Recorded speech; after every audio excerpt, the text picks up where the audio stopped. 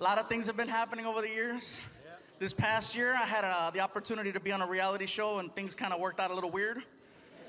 But hey, all I can say is the winner is the winner, and he did what he did, and he got what he got. But hey, this ain't bad for sixth place, is it?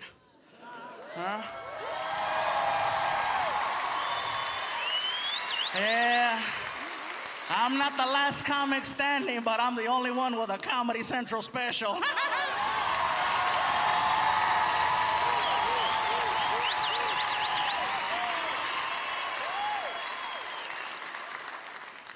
I know my mom is here tonight. She's like, "Míralo, este pinche ego." Ay. I love my mom. She's over here, you guys. Just say hi to her. Mom. Right there. That little woman made me. And she tells everybody, "No, he came out of here." Ay, no, hombre, this is the road to success. She is not shy. She cracks me up though, man, because she likes what I do because it's working, but she still doesn't get the jokes. It's not that she doesn't speak English, because she speaks perfect English. She just doesn't see me as a comedian. She sees me as her son. I can't tell her a joke because then she questions it and kills it, right? I can tell her something like, "Mom, why'd the chicken cross the road?" And I'll get, "Who let out the chicken?"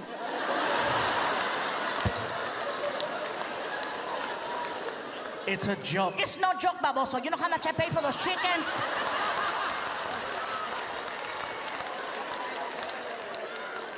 Never mind. Oh, you never mind. It's cool though, man. She's seen me do a lot of things. A lot of people say, "Well, you gave your mom a shout out. What about your dad?" Well, he's not in the picture. My father, I'm gonna put some beans out there. My father was a mariachi. I swear to God, dude, he's one of those straight up, And my mom hooked up with him about 30 plus years ago one night, and 9 months later, and I came out.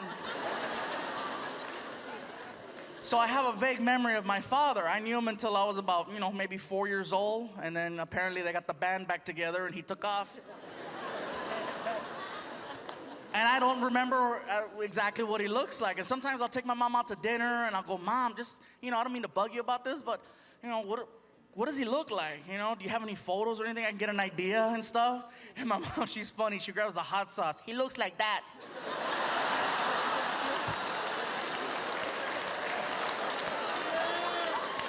That's funny, ¿verdad? Eso está funny, ¿verdad?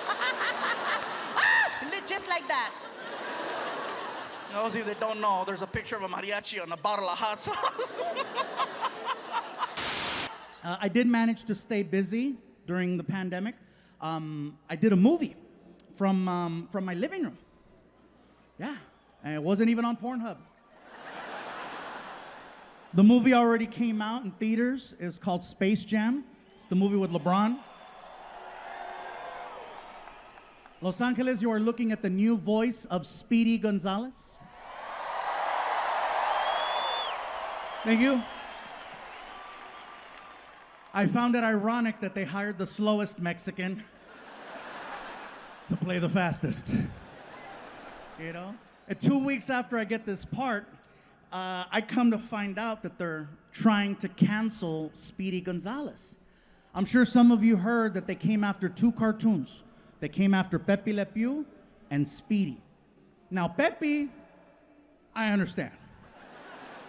He's a little touchy, but he disguises it with the mon chéri, mon chéri, hola, But Speedy Gonzalez, what's his crime? He's Mexican and he's fast. That is not a crime. In Montebello, that's called job security. So I said, I cannot let them hurt Speedy. I can't let them cancel him. So I came to his defense. Plus, it was my only job. I went to the only place I felt I could go to protect him. I went on Twitter. And Twitter's a scary place. It is. You only go there to fight, to get into it, to prove a point. And so a friend of mine said, if you want to get some attention, use a hashtag. And so I did. and I wrote a tweet that said, hey, hashtag cancel culture. My name is Gabriel Iglesias, and I'm the new voice of Speedy Gonzales. You cannot cancel or catch me. And I posted it. I had no idea that when you go on Twitter looking for problems, you will find them. Oh yeah, every major news outlet picked up my tweet and used it in a story about cancel culture. ABC, NBC, CBS, CNN. If I would have known that, I would have used spell check. Because my family called. Eres pendejo, qué chingados, ¿qué te pasa? No escribe bien. Oh my God. Even Fox News did a story with my tweet. Fox News. You know how I know? My bus driver Dave called me. Oh, he was thrilled. He was like, Fluffy, God damn it, I've never been prouder. You made it, baby. You're on Fox News. I said, Dave, shut up. You're stupid. He's like, America. Even Warner Brothers Pictures reached out to say thank you, and before I know it, I was on a Zoom call. And I know a lot of us had to get used to Zoom, and it's kind of convenient, right? All they see is this. So to entertain myself, every time I took a Zoom call, I was full Winnie the Pooh. And if you're not laughing right now, you better ask someone who is, because there is no coming back from full Winnie the Pooh. I was leaving baby powder all over the house. It looked like an episode of Narcos. So I get on this Zoom call with the director, writer, and producer of Space Jam. And they're being super nice, super supportive, super cool. They're like, Gabriel, thank you so much for lending your voice talents to our film. We really, really appreciate you being part of this. If you have any questions or concerns, let us know. So, well, thank you. We have a question for you. I said, okay. How do you feel about the voice of Speedy Gonzales? I said, well, what do you mean? Well, you know, some people find him to be a little stereotypical. What are your thoughts? I said, well, you have not met my family. I cannot speak for all brown people, but I can tell you that me personally, in my house growing up, Speedy Gonzales was not viewed in a negative way. As a matter of fact, he was the only form of representation we had growing up. It was him and the little bumblebee on The Simpsons. Gabriel, we were thinking that perhaps you would like to lend your real speaking voice to the character, maybe modernize him a little, you know, bring him up to speed. I said, well, you know, with all due respect, I appreciate the fact that you would give me the power to change the sound of such an iconic character. But at the end of the day, when people see the movie, I don't want them to think of me. I want them to think of Speedy Gonzales. So I said, please keep his voice original.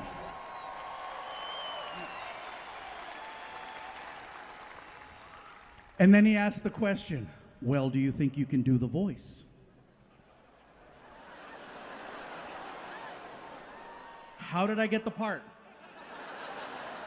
Now remember, I never auditioned for Speedy Gonzales. They just called me, and I assumed that they knew that I did voices for a living and that I could pull this off. So I says, what made you choose me if you didn't know whether or not I could do the... Oh. You needed a big brown shield in case shit happened, huh? And then all three people on the phone call were like... I said, well, don't worry, because with me, you get a twofer. You get an actual Mexican, and you get someone that can nail the voice. So, oh yeah. That's right. So before I know it, this sound person, the guy who does recordings over at Warner Brothers, gets on the call. The only thing I know about this guy is that he's loud. Okay, he gets on the call, he's like, Gabriel Iglesias, how are you? Wow, wow. How's it going? My name is Steven. I'm the sound coordinator here at Warner Brothers Pictures. So listen, buddy, here's what's going to happen. Basically, what I'm going to do is I'm going to hit record. And as soon as I hit record, I just need for you to start talking like Speedy Gonzales. We're going to get the flow, the tempo, the timing. And as soon as we got it dialed in, we're going to make a movie. Sound good? Sounds good. All right, this is Gabriel Iglesias for Space Jam, A New Legacy. Speedy Gonzales, take one. Gabriel, mic check. 1, 2, 3. 1, 2, 3. Sounds good. All right, here we go. And go. All right, here we go. Hola amigos, I am Speedy González de Paz Smiles en all México. ¡Arriba! ¡Epa, pándale!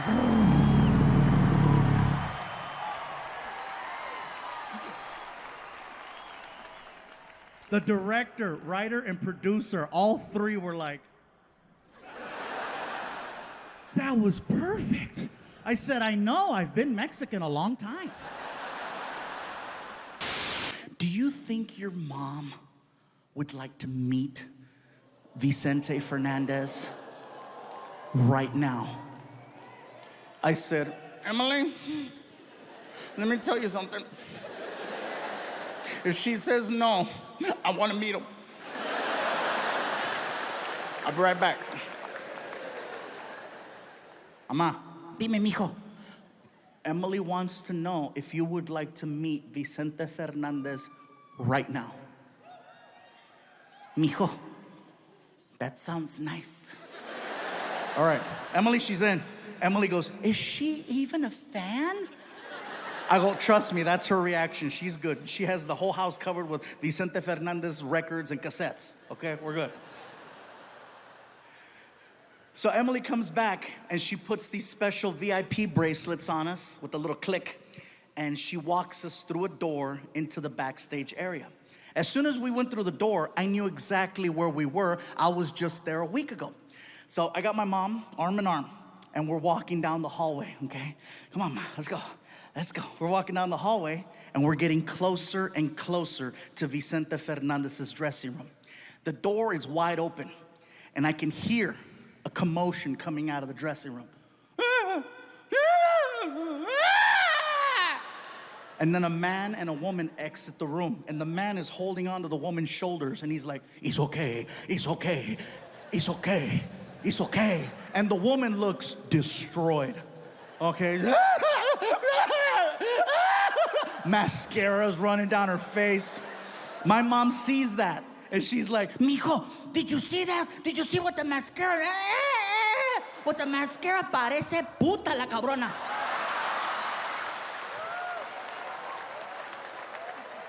sorry, puta means friendly.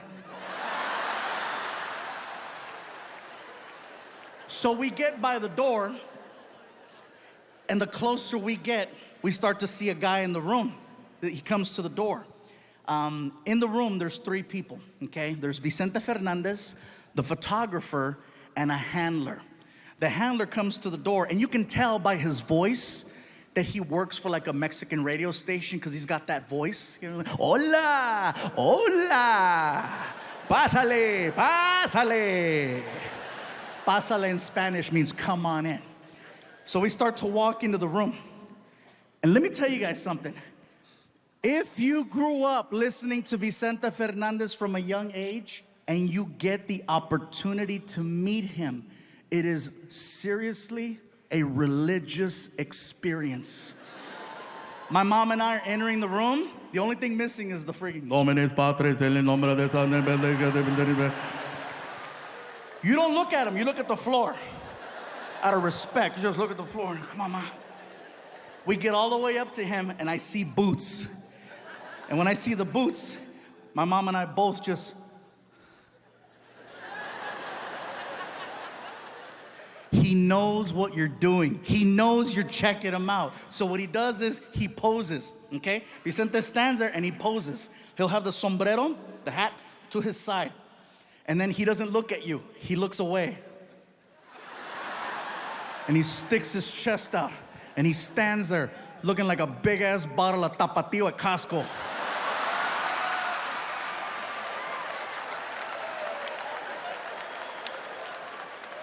And then he looked at me. And he recognized me, not as a comedian, but because I was there the week before and my photo was hanging outside his door.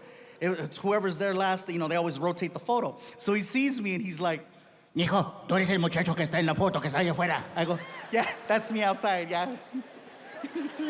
Hola.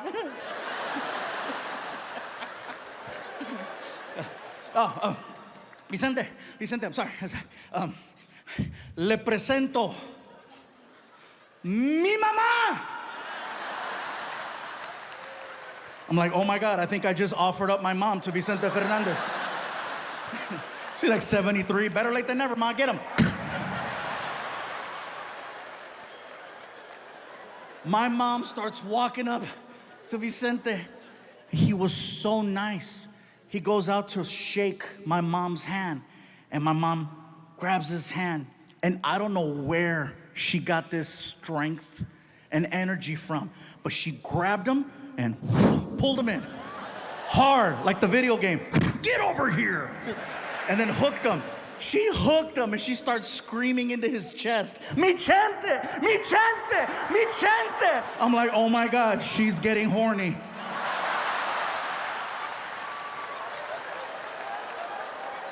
And he knew too. Because he was like, quítamela, quítamela. The photographer, the handler, and me, the three of us, is what it took to pull her off of Vicente. We sit her down, she's bawling. Ah! Mascara's running down her face.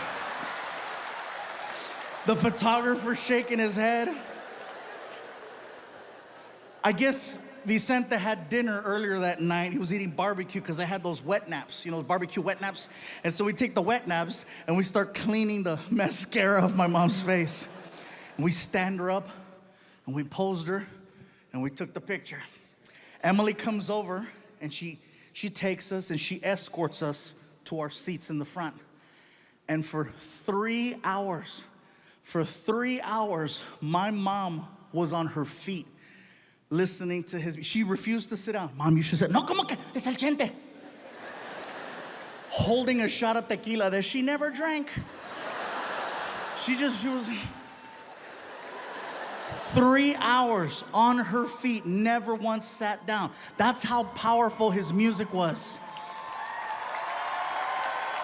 My mom felt no pain for that entire time. And the minute that freaking concert was over, tan, tan, tan, tan. My feet! Oh my God, mijo, mis pies! Ay, pinche callo! Oh my God, my feet! Ay! And I'm like, oh great. So now I gotta drag this living novela to the parking lot. I helped her into the car. My feet! I told you to sit down. You don't sit for Chente. Here comes Emily. Did you guys have a good time? I go, Emily, we had the greatest time. Thank you so much. I got something for you. I go, what's up? And she hands me an envelope, and I open it. And inside the envelope is the picture. She printed it out for me. And when I looked at it, I got so choked up because I have never seen my mom so happy in a picture. And it's not that she wouldn't smile. She would smile, but it was that, 1, 2, 3, cheese.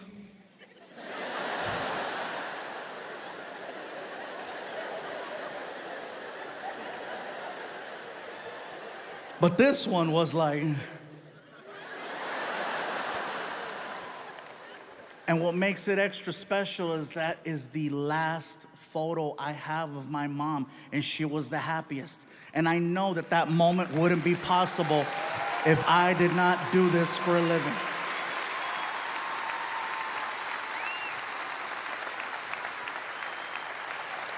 So thank you for that.